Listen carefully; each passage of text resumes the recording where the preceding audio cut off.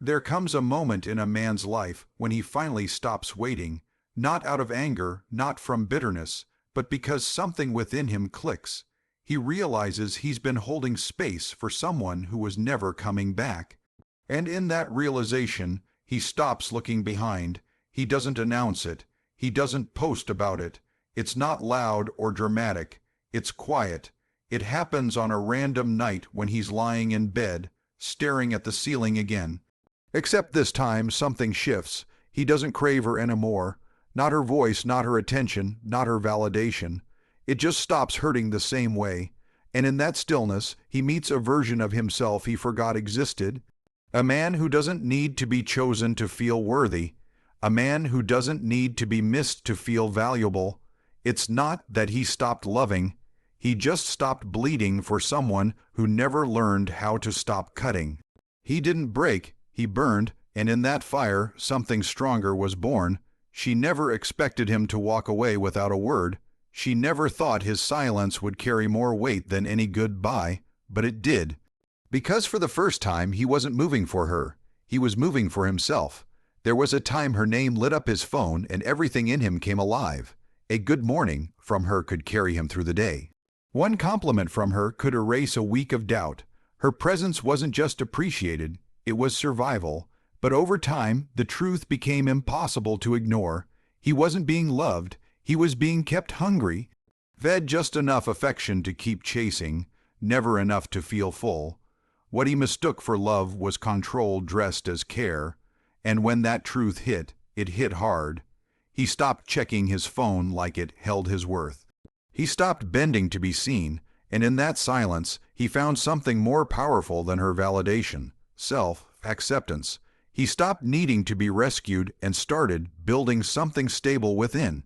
Now, when she reaches out, expecting the old version of him, she's met with calm, not anger, not coldness, just stillness, because the man she once knew needed her to feel alive, but the man he is now, he's already full. Her presence no longer adds or subtracts. It simply passes through. And that shift, that independence, speaks louder than any words ever could. He's not hungry anymore, he's whole. For a long time, he searched for closure like it was something she owed him. He replayed the last message, analyzed her silence, tried to decode the shift in energy. He convinced himself that if she just told him why, he could finally breathe again. But no explanation ever came. And the longer the silence stretched, the more he realized. He didn't need her words to move on. He needed his own. He stopped asking, "Why did she leave?" and started asking, "Why did I stay?" That question flipped everything. He didn't get closure, he became it. In the quiet, when no one was watching, he faced himself. He sat with the pain instead of running from it. And in that process, he stopped being a man waiting to be healed by someone else. He became the one doing the healing. Now, when she reaches out, it's no longer him trying to connect, it's her trying to remember what she lost. But he already found what she never gave, peace. He didn't need a final conversation or some grand apology. The only thing he needed was to forgive himself for staying too long in a place that no longer saw him. That's the moment he took the pen and wrote his own ending. She always knew how to come back, just not how to stay. And when she finally did return, it wasn't because she was ready to rebuild. It was because she missed how it felt to be loved by him.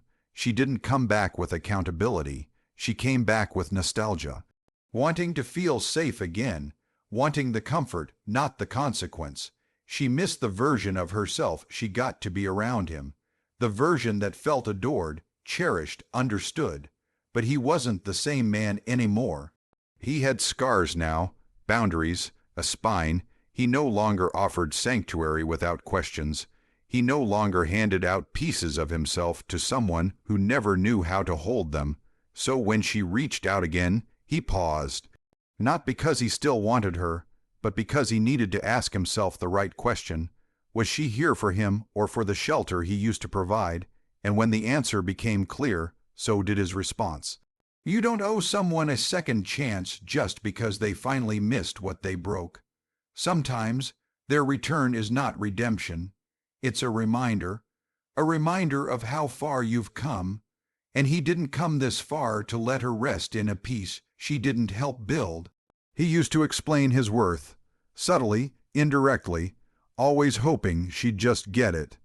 He tolerated being the second choice, the backup plan, the maybe. He called it patience, but it wasn't patience. It was self-abandonment.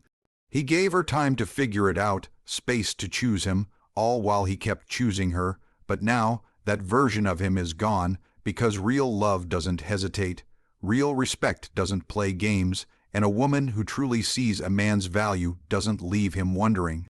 He no longer begs to be seen. He walks in his own worth, and anyone who can't see it is gently removed from his path. No more middle ground, no more convincing. He's not here to perform, to chase, to prove anything. He's not waiting for someone to recognize his value. He's becoming the kind of man who knows it, lives it, and demands it by presence alone. Now, when someone pulls away, he doesn't chase. He lets them. Because if she didn't see what he brought to the table, she was never meant to sit there.